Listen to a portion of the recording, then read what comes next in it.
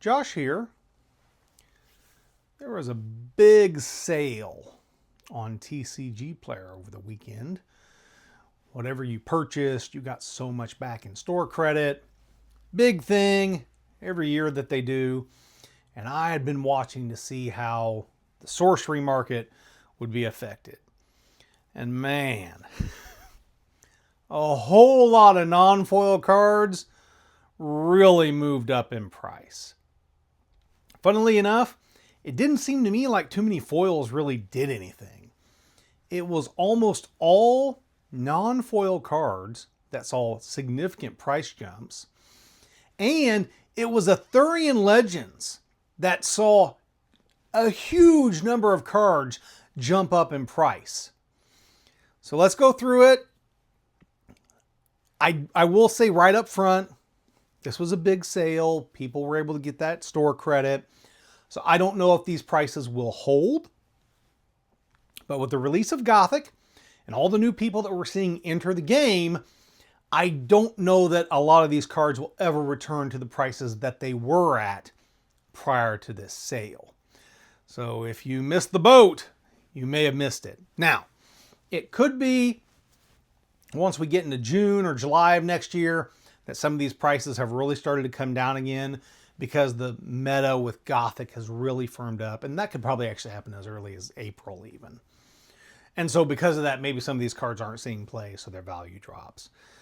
But I'm sure you know what cards, some of the cards I'm going to talk about that have really seen a price increase. And it may stick for some of these. I'm sure it'll drift back down a little bit. Things always do. But I think a lot of these are going to end up at new highs that are just kind of there. So let's get started. I'm going to start with beta. There was only one non-foil card in beta that I really thought was like, oh, that was a pretty substantial jump. Some other cards saw some small increases, but it wasn't enormous. That card, believe it or not, was Plague of Frogs. So Plague of Frogs was previously at $7 a card. And now a copy of Plague of Frogs on TCGPlayer is going for almost $15 a card. I've got to assume, people are seeing the Gothic spoilers. They're seeing all the frogs. And so because of that, they're like, oh, frogs are going to be a big thing in Gothic. We had already seen Gift of the Frog, which generates a frog token. Obviously, there was the whole, you can use Plague of Frogs with Boudica. And, since we've already seen that, yeah, there are frogs. There are going to be frogs in Gothic. People are probably betting like, yeah, Plague of Frogs are probably going to see more play. So, from $7 to $15. Now, to Auroran Legends. And I have said previously, the problem with Auroran Legends is people are not opening it. And so the number of cards coming to market are a real problem. Non-foil cards. There's just not a lot of them coming. And all these new players, I was like, yeah, we're probably going to see price increases. And we have. Again, some of these may drift back down. But let's just go through. Some of these are weird. Some of these make perfect sense. So let's start with the big one. Ring of Morrigan. No surprise, moved up. Didn't move up as much as I thought it might. So it had drifted back down in that $120 range. It has now moved back up to the $150 range, which it's seen a couple of times. So pretty normal drift for the Ring of Morrigan. But with all the new players, if the ring still continues to hold the status that it currently holds, that 150 price point may finally really stick. It may even push higher. It just depends, how many decks are using the ring. Is it for competitive play? That thing where basically, yeah, you include the ring. There's no reason not to. Or are there going to be enough tools in Gothic to make it like, well, the ring's good. It'll be in some decks, but not all decks. And that could be the case. And if that's the case, it may actually drift back down in price. So Ring of Morrigan, there was that one. The next big one, I always felt like this card wasn't as high as I thought it would be. and that card is Morgana Le Fay. And the reason I think I have higher expectations of this is I'm like, everyone should be using this, but it's fire, right? And fire is extremely popular, but there are still people that don't play fire, so everyone doesn't need it like the ring. So Morgana was sitting at $45. She is now up to $75 a card. I definitely could see her, settling in that $50 to $60 range. I don't know if she'll hold 75, although, she may. Some of the Gothic spoilers that we have seen for Fire have shown some pretty powerful cards. So Morgana, and replacing Morgana just in terms of what she does, isn't something that we're likely to see. She's just going to be one of those very powerful cards that's out there for a long time. So Morgana, $75. Now moving into, yes, the tri-sites. All the tri-sites saw increases. The two biggest ones, Tintagel, Joyous Guard, those were sitting at about 25 a piece. Now they're both up to about 50. So doubled in price for those two tri-sites.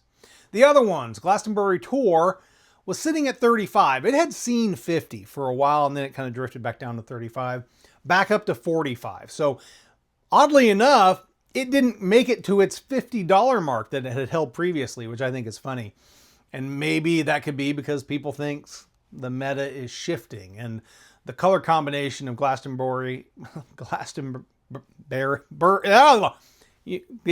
that site is not going to be what people want to play.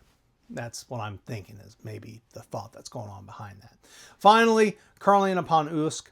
So Carleon went from $20. It was always the lowest. $20, it's at 25. So saw the least increase of the four, but it did see an increase up to $25. I would think that'll stick at 25.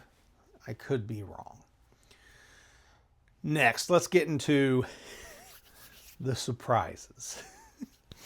We'll start with a small one. 13 Treasures of Britain. That's right. Yes, I said that card. 13 Treasures of Britain. Previously a $4 card. You can get a copy of 13 Treasures for $4. It's now up to 10. I don't know. Maybe somebody knows something I don't. That seems very strange to me. The spoilers, the official spoilers that we have, I didn't see anything that was like could control or manipulate randomness. So I don't know why someone would be buying up 13 Treasures of Britain. Maybe the supply was just low and that's just people bought some because they were finishing out sets or something. I don't know. That was the first surprise. Next surprise. This one wasn't as much as a surprise. It was more surprising how high it went. Lady of the Lake. Lady of the Lake, which was previously $8 after this weekend, it is now sitting at $22. So almost tripled in value for the Lady of the Lake. Again, I don't know what things people think. I mean, are there mortals that people are wanting to get with her ability? Perhaps those necromancers, they're thinking of recursion there. I'm not sure because those are air, but air water, that could be a thing, right? And then, artifacts. I'm sure there are going to be plenty of artifacts that people are going to want to get or bring back potentially. So Lady of the Lake has moved from $8 to $22. Another one that, pretty surprising, the Fairy Queen. Now this one actually happened a little bit back before this weekend because I noted it and I was like, this is weird. I don't know why that's happening. So the Fairy Queen went from $5 to $20. She's now a $20 card. I am not sure what that's about at all. There is, as far as I can recall, there's not been a single fairy spoiled in Gothic. It just has not happened. So I don't know where that's coming from. But she went from 5 to 20. Don't know why. Don't know that it'll hold unless somebody's doing something I don't know about. I don't know. So that's what happened with the Fairy Queen. Then we have the two that are kind of big. These ones, they were surprising, but they have been cards that have seen some play or had some expectations laid on them. So the first, the Green Knight. So the Green Knight was $6. A lot of people have tried to use the Green Knight. He has a very cool effect, you know, forcing your opponent to attack him. Very neat.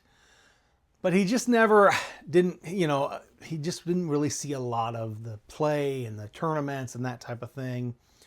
Well, finally, you know, people are thinking, hey, the Green Knight may be seeing some play in Gothic. And so he went from $6 to $27. So the Green Knight is now $27 for a copy. I really don't think that one's going to hold. Is the card useful? Yes, but we have a whole bunch of good water cards coming in Gothic. It's a 440 card set. Will people want to use the Green Knight? Yes, but there could be decent substitutions in Gothic. In addition, it's one of those things, right? There are some good cards that you can run, and if you don't run them, it doesn't matter as much. So I think the Green Knight kind of falls into that. He's one of those cards where it's like, he's good, but you know, maybe there's something else that could compete with the same slots that he might fill, the same roles. So he's up to $27 though, which is awfully high for the Green Knight, at least from what I'm thinking. Now, maybe someone again is thinking ahead. They're thinking ahead. They've seen something in Gothic and they're like, ooh, this is definitely going to make the Green Knight one of those cards that people want to play and want to have in the future. And finally, this last one, this card, again, some of the cards, you know, people had tried to play with. This card was considered it, right? 4 Waters of Paradise. That was going to be the stone of Auroran Legends. And instead it was the ring. The Ring of Morgan became the card. 4 Waters of Paradise, though, has still held that $20 mark. It had just held it. You know, even though it hadn't seen a lot of play, the art was beautiful. I think those expectations on cards like that allow it to retain higher values than it normally would. So it was holding at $20, holding at $20. And after this weekend, it is now up to $50 a card. Do I think that'll hold? I'm a little more iffy on this one. Generally speaking, stuff like 4 Waters, the mixes, they have not seen a ton of play in Sorcery at the more competitive levels, because drawing them late mid to late game, typically it's not very useful. So that has restricted people from using them. It's like, if I draw into this 4 Waters now, I lose the game because I drew 4 Waters and not something useful like a lightning bolt or a minion, to let me remove something. So people tend not to play those cards. I don't know why someone went after this one. Maybe, and this one could play into the whole Lady of the Lake thing. Maybe someone is seeing a synergy, Lady of the Lake and 4 Waters, and something out there with Gothic where they're going to build some type of, and obviously recursion is a big theme in Gothic. We know that already. A lot of cards have the ability to come back. So maybe that's what they're thinking. I don't know. So that's it. There were other cards that went up, but they were not substantial. I think I hit all the big ones. These were, again, all non-foils. None of these were foils. These were all non-foil cards going up in value. So if you were waiting or anything, you may have waited too long.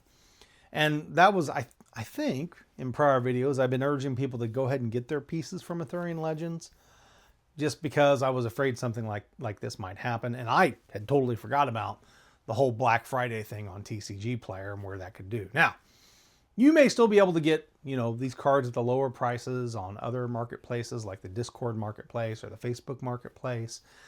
But typically when the value goes up on TCGPlayer, most of the people on those platforms also follow the price.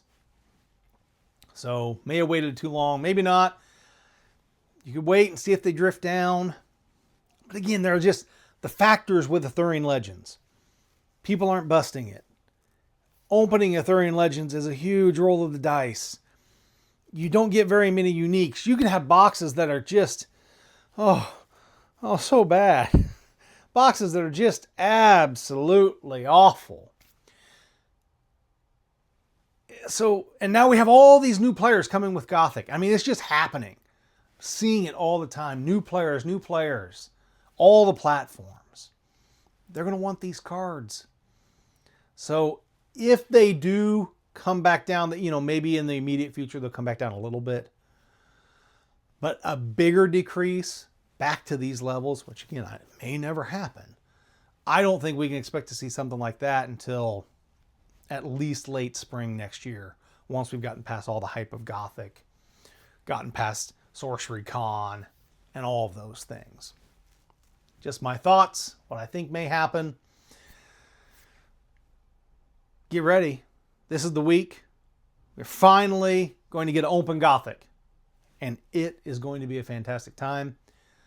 I am still trying to decide if I am doing my live at midnight, the 4th going into the 5th, or if I'm going to wait until 10 p.m. on the 5th. I just cannot decide what to do. So I'll figure it out and I'll post it. So be looking for it. I will try to remember to promote it. I'm terrible about promoting when I do lives. I'm terrible about saying, hey, I'm doing this, so that people can actually show up. It looked like the people that had commented on if I should do one or the other, it was kind of split.